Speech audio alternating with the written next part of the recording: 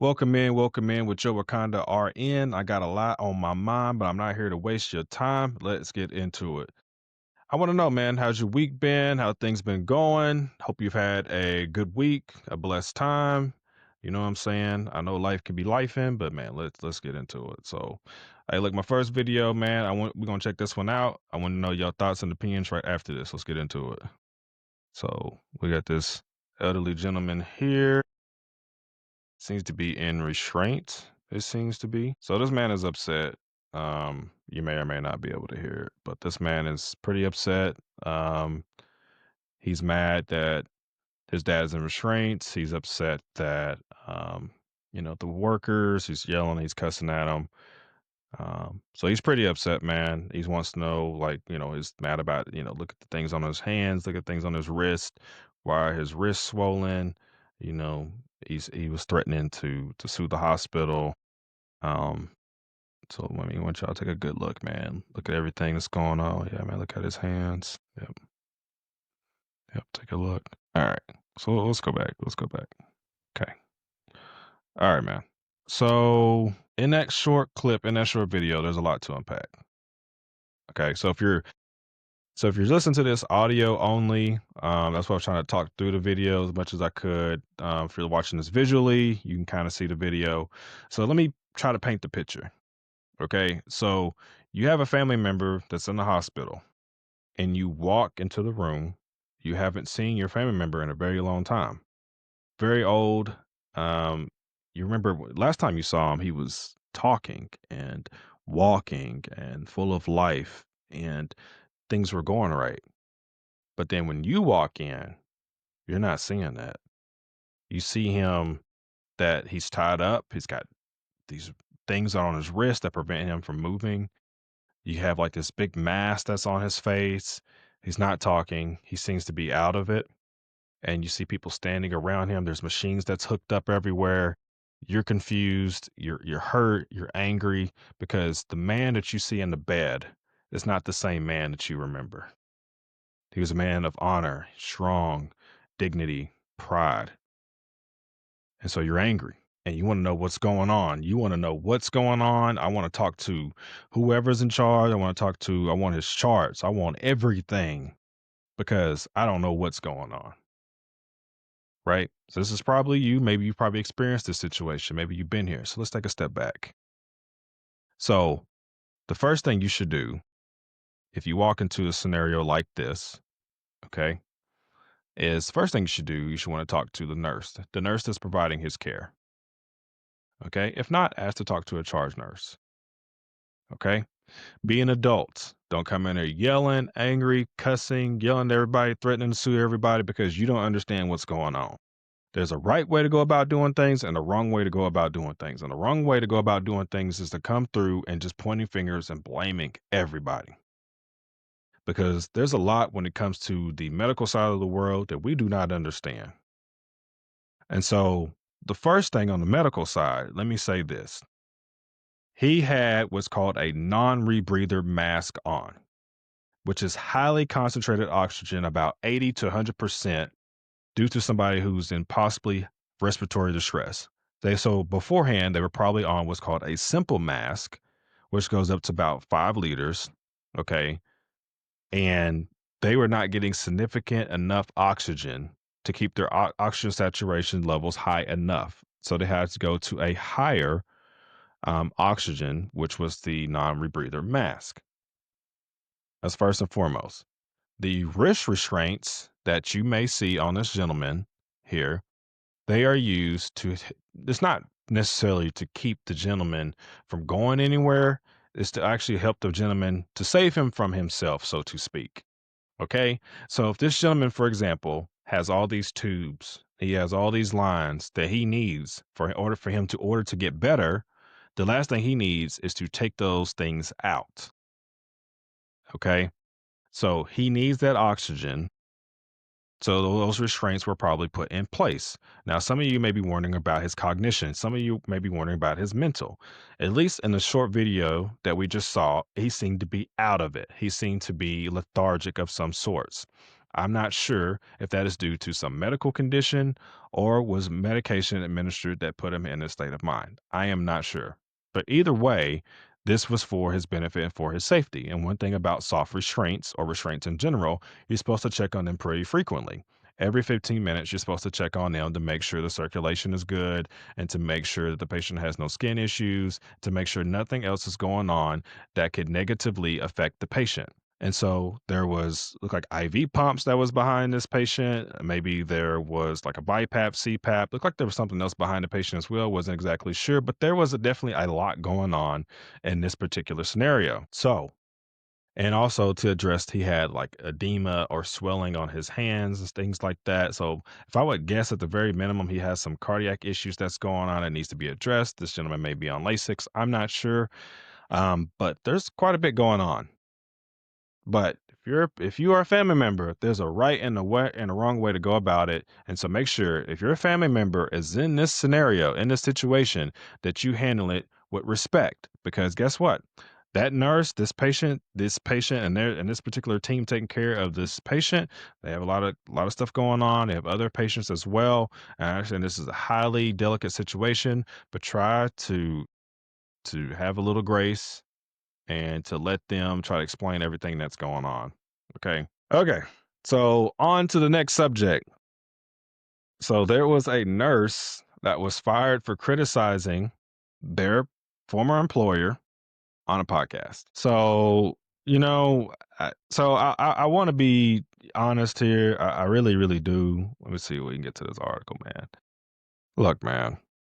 So, um, there was a recent whistleblower case in Massachusetts that captured the attention of nursing professionals nationwide, raising important questions about patient advocacy, professional ethics, and employer protection. Carla, a former nurse at St. Vincent Hospital in Worcester, Massachusetts, filed a whistleblower lawsuit against the hospital and its parent company, Tenant Healthcare Corporation, after being terminated May 1st, 2025. So, okay. I'm gonna be honest here. Let's close the article. Close the article.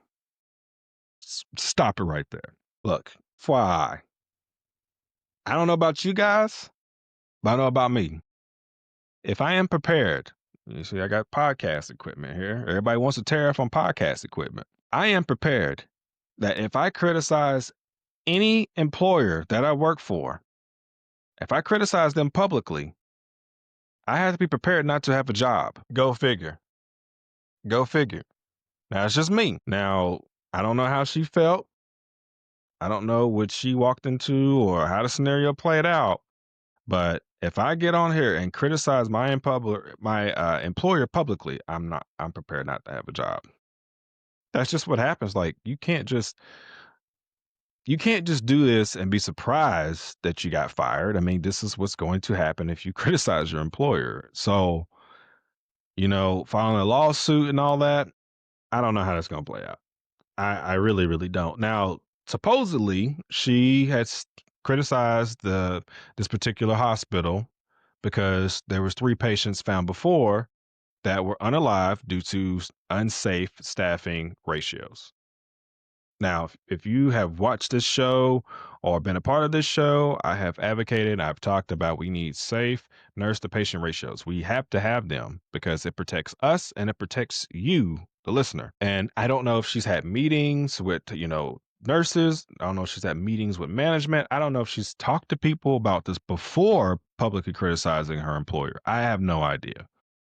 But I hope she took the proper steps, you know what I'm saying, before she just went off and criticize her employer. But if you just talked amongst yourselves, amongst your peers, and then you just publicly criticize your employer, well, that's pretty much what's going to happen.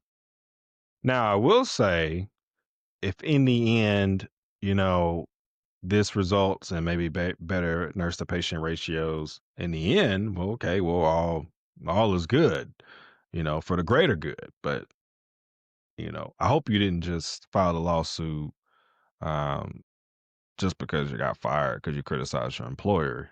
I mean, it's just me personally. Y'all can let me know what you think in the comments below. I like to advocate for nurses. I like to advocate for patients, but I try to be fair. I try to be honest and on this podcast.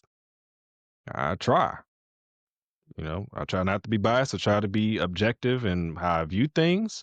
But I think anybody who's listening to this, they know, like, if they gonna criticize your employer publicly, then you probably are not gonna have a job. Just saying. Just saying. Okay, so on to the next thing. On to the next thing. So can you imagine all my nursing people who are listening to this podcast that, let's say you're doing home health, right? You're on a home health visit, you're on a regular visit. You pull up to the place that you're supposed to visit. You think you're just going to have a normal regular visit.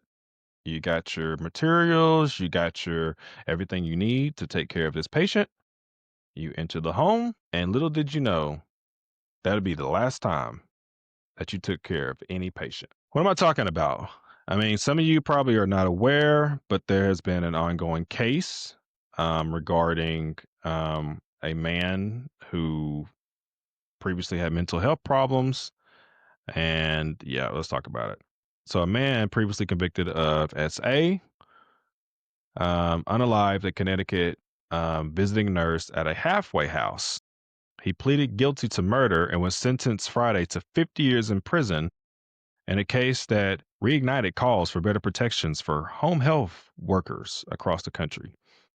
Michael Reese, 40 years old, that he admitted he unalived Joyce Grayson October 28th, 2023, at the home where he was living under electronic monitoring while on probation for stabbing and SAing another woman in 2006. The prison sentence, which mandates no early release or parole, was part of a plea deal. So the nurse, Grayson, a 63-year-old mother of six and a nurse for 36 years, had gone to the house to administer a medication to Reese, who was on probation after serving for more than 14 years in prison for the 2006 attack.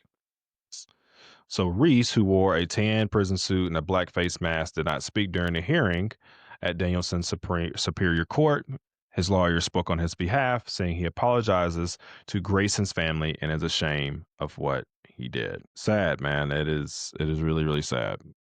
Really, really sad. So yeah, I mean, my heart goes out to the Grayson family. My thoughts and prayers go out because that is difficult. I mean, 63 years old, you're thinking you're getting towards the end of your career, and then your career was cut short due to a man who had previous issues before, and you was going to help.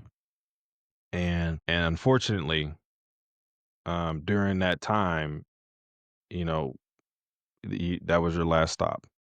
So that's very sad, very, very unfortunate. And I think I saw something about how there's going to be different provisions, maybe equipping those healthcare workers with some type of self defense device. I'm not sure yet. So that's still in development. But people, when healthcare workers go to your houses, it's already an uncomfortable position. To go to somebody's house to try to take care of them, is already you're already at a disadvantage, right? You don't have Normally you don't have other staff members with you. There's no security. It's just you and the patient and whatever else is lying within that home. And to go into that situation and to try to do the best you can to take care of I tell you guys, that's why I try to advocate so hard for nurses, man. I try. If they do right, if they're wrong, if they have been done wrong, I try to speak up on it. But in this scenario, like, we gotta have better protection for nurses. We gotta have better protection for healthcare workers because that scenario should never happen.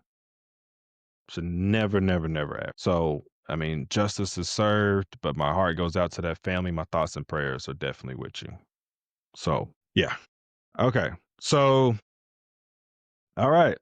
So, we had recently an ICU nurse that was working for a Huntington hospital that went to enter into a patient's room and was choked out by the visitor. That's right. You heard me. He went in there to try to take care of his patient, walked up in there after probably sanitizing his hands, anticipating what what the patient's needs are. And then he gets blindsided and choked out by the patient. It took multiple staff, it took security to get this visitor off of this nurse. And then after the fact, the nurse went to the emergency department, got checked out. I mean, he lived to tell the tale, and he still has to work. Like, I mean, can you imagine? Hey, whoever's listening, the person that's listening, can you imagine? You're just trying to do your job wherever that your job is at, and then somebody decides, I'm just going to choke you out for no reason. I don't know, man. Just thinking about it. You work at a front desk, and you just think that somebody's coming in to say hi, and then they put their hands around your neck. You know what I'm saying? You may work at a food, you may work in the food industry, right? You go to serve food or something, and then you go serve your food, and then somebody decides to choke you out. Like, what are we talking about? Like, why in the world wouldn't I mean, what is going on in this weird world of healthcare to where people have to keep their head on a swivel for people for we're not even talking about patients. We're talking about a visitor that came in and choked a healthcare worker out. So I'm just saying, man, the world is already crazy enough as it is. That is insane. That is insane. Y'all, sometimes, man, I'm like when I be looking for stories, I don't have to look very far. I'll be looking for stories to come talk to you guys about, to let you guys know what's going on within healthcare. I don't have to look very far. I don't at all.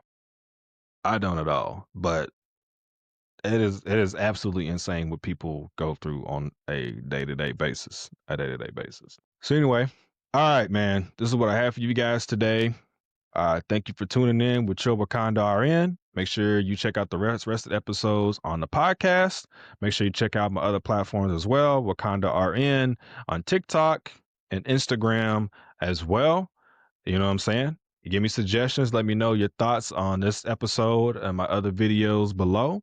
And I love you guys, and I hope you have a blessed rest of the day. And I am out.